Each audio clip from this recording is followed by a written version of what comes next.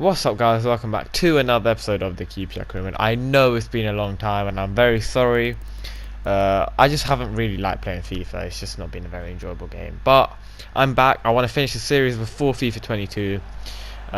So yeah, there will be more episodes coming. But yeah, anyway, first order of business, we promoted Daniel Rose from the Youth Academy. Lana's little brother, as we called him last time. But anyway, it's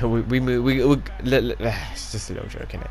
Anyway, going into the game, first game was against West Ham at the London Stadium. We went 1-0 up. Almost went 2-0 up very soon after as well through Kelman, but unfortunately the shot was saved, and then the header from Gvardiol was not on target. But we were playing very well, looking for the second goal, and we did get it. Willock playing the ball into Doku, who scored to make it 2-0. Very good finish from him again, scoring again, and yeah, we were looking good here. What a goal that was! Look at that little turn. And then 10 minutes later, roughly, we made it 3-0 through Charlie Kelman. Obviously, he hasn't played a lot this season and last season either, mainly because of the arrival of Adam Armstrong. But he's still a very good goal scorer when we do need him, and he got another one here. And then just before half time, he was in again, but he decides to play the ball over here to Doku. What a finish that was. Sorry about the language. For the fourth of the game, ridiculous volley from him. You know, his shooting isn't even that good, but you wouldn't have been able to tell after seeing that finish. But yeah, we were all over them in that first half, and we did not show any signs of slowing down. 10 minutes in the second half, Willock got the ball. After Colombi did quite well, did a ball roll to get past the defender and trick him a little bit. Shot was deflected and was very lucky to go in, but goals will go in it. We ain't gonna complain. Keeper probably would have saved it if it wasn't deflected, but anyway, we move. West Ham did have an opportunity, but luckily the shot was not great. And then they had another opportunity, but this time it was a very good strike at the near post. Nothing the keeper could do, and West Ham got a consolation. It really wasn't a big deal, it was still 5-1 at this point. And yeah, that's how the game finished. And the next game was in the FA Cup, the third round of the FA Cup. Obviously, this is where all the Premier League teams come in, and unfortunately, we did get put up against another Premier League team in Arsenal. But we took the lead. We went 1-0 up after 15 minutes. And usually in the FA Cup, we don't really do too well. Even though the same teams that we play against in the Prem, that we would destroy in the Prem, we usually just don't play well in the Cup for some reason. And I'd rather us do well in the league than the Cup. But we went 2-0 up, literally on the stroke of half time through Ilyas Cher, number 10. Speaking of QPR number 10s, obviously Ezzy is a player who Samuel wanted me to sign, and I know it was 2 months ago, maybe even 3 months ago when you wrote that comment, but we are in the transfer window, and I will try and maybe not bring him back this window because I don't think we have the P's for it, but in the summer he is a target. He will be the priority signing if we have the funds to bring him to the club, and we probably will because we're looking good for the Premier League, still looking good in the Champions League. And 3-0 up against Arsenal in the FA Cup here through an Adam Armstrong goal. Again, another tap-in for him, but it was another goal for him. And then, to make matters worse for Arsenal, they gave away a penalty with the opportunity here to make it 4-0. Ilyas Cher was tripped in the box there. He did get the man and then the ball, so it was clearly a penalty. Adam Armstrong had the opportunity here to get his hat-trick, and he took it. Did not go bottom left, Harris, because obviously if I did, he would have been saved.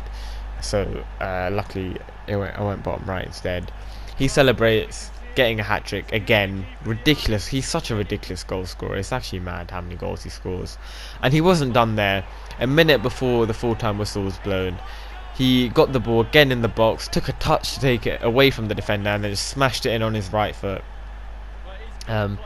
And Queen's Park Rangers heading into the fourth round of the FA Cup.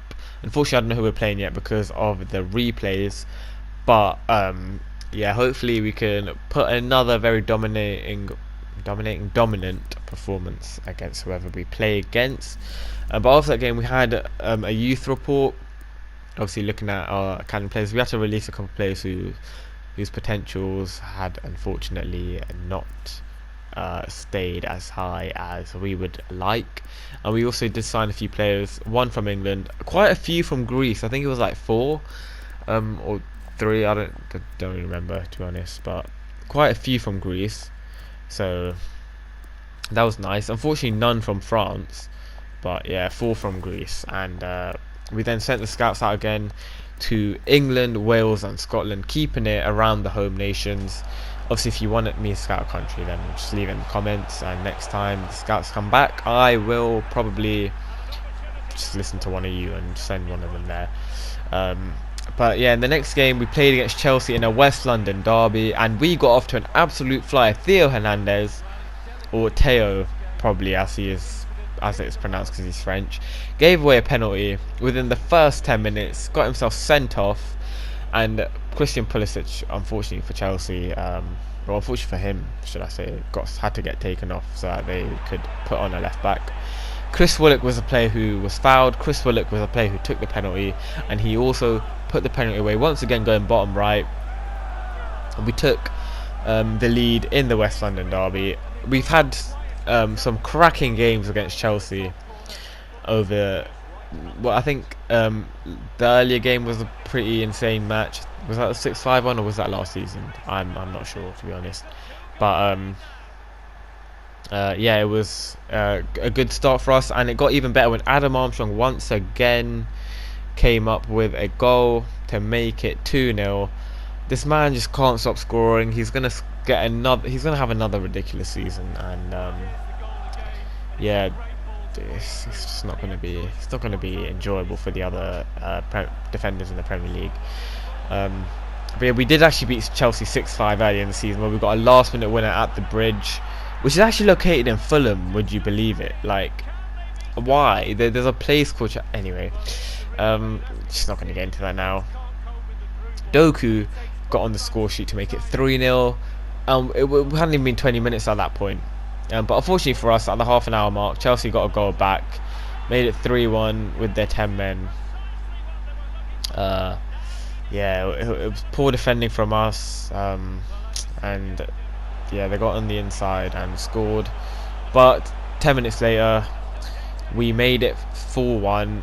The keeper tried a Superman punch, but it fell straight out to Brian Ojeda, who finessed the ball around the keeper, around the defender as well, into the back of the net. The keeper spent way too long on the floor there. He probably could have saved it if he jumped, or if the defender jumped as well, but they didn't. And on the brink of half time, we made it 5-1. Once again, Adam Armstrong, the one who scored the goal, and a really good finish from him again.